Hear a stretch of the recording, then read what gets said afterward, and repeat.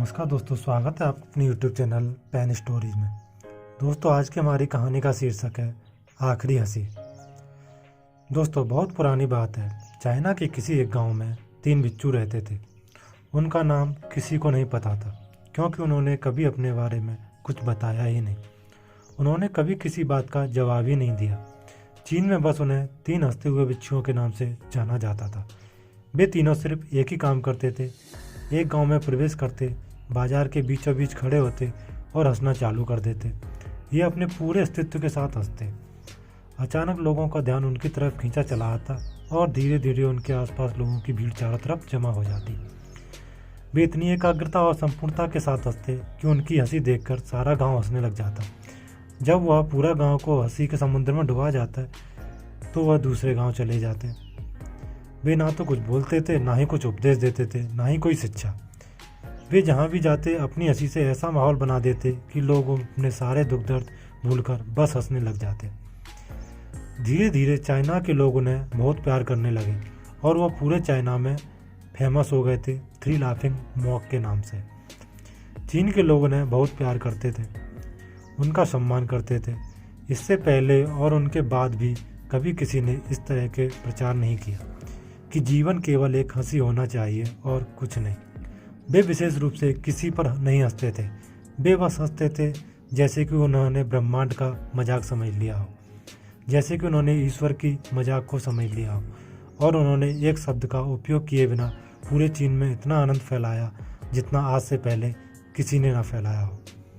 लोग उनका नाम पूछते, लेकिन वे बस हंसते। इस तरह से उनका नाम बन गया 3 लाफिंग मॉक, यानी 3 हंसते हुए बिच्छू। पूरे चीन में घूम घूम कर लोगों को हंसाते हुए समय के साथ वे तीनों बूढ़े हो गए। एक रात जब वे एक गांव में ठहरे हुए थे, उन तीनों में से एक बिच्छू की मौत हो गई। पूरा गांव दंग रह गया। पूरा गांव बहुत ज़्यादा उम्मीद कर रहा था, क्योंकि उन्हें लगता था जब उनमें से एक की मृत्यु हो गई तो बाकी 2 बिच्छू रोएंगे। यह देखने लायक होगा, क्योंकि किसी लोगों ने उन्हें रोते हुए नहीं देखा था, इसीलिए लोग दूर दूर से इकट्ठा हो गए। जब सुबह हुई तो पूरा गांव और गांव के आसपास के लोग इकट्ठा हुए, लेकिन दोनों बिच्छू तीसरे के लाश के पास खड़े जोर जोर से हंस रहे थे। ऐसी हंसी जैसे उन्होंने आज से पहले कभी ना हंसी हो। गांव के कुछ बड़े बुजुर्गों ने उन्हें समझाने की कोशिश की, यह आपका साथी था और इसकी मृत्यु पर आपको हंसना नहीं चाहिए। तब उस दिन पहली बार उन बिच्छुओं ने लोगों से बात की और कहा, हम हंस रहे हैं क्योंकि यह आदमी जीत गया है। हम हमेशा सोचते थे कि कौन मरेगा, लेकिन इस आदमी ने पहले मरकर हमें हरा दिया। हम अपनी हार इसकी जीत पर हंस रहे हैं। इसके अलावा ये कई वर्षों तक हमारे साथ रहा। हम एक साथ हंसते, हमने एक दूसरे की मौजूदगी उपस्थिति का आनंद लिया। उसे अंतिम विदा देने का इससे बेहतर तरीका और क्या हो सकता है। हम केवल हंस सकते हैं, लेकिन पूरा गांव उदास था। जब मृत बिच्छू के शरीर के अंतिम संस्कार के लिए चिता पर लेटाया गया तो सारे गांव वालों को एहसास हुआ कि शेष वे बिच्छू केवल मजाक नहीं कर रहे थे। वे तीसरा जो मृत था वह भी हंस रहा था। चीन में यह प्रथा थी कि जब एक इंसान की मृत्यु हो जाती थी तो उसके पुराने कपड़े उतारकर उसे नहलाया धुलाया कर नए कपड़े पहनाए जाते थे।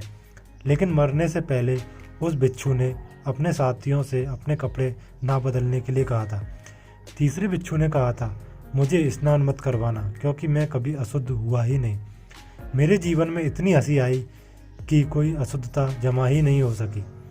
मैंने कोई धूल जमा नहीं की।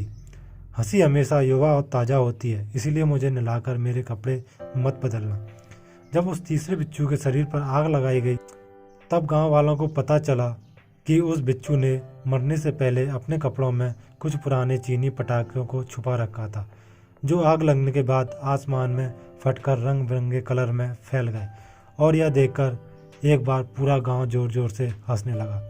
तो इस तरह से वह तीसरा बिच्छू मरने से पहले भी गांव वालों को हंसा गया। और यह देखकर शेष दोनों बिच्छुओं ने कहा, चालाक आदमी, तुम मर चुके हो, लेकिन तुमने हमें एक बार फिर हरा दिया।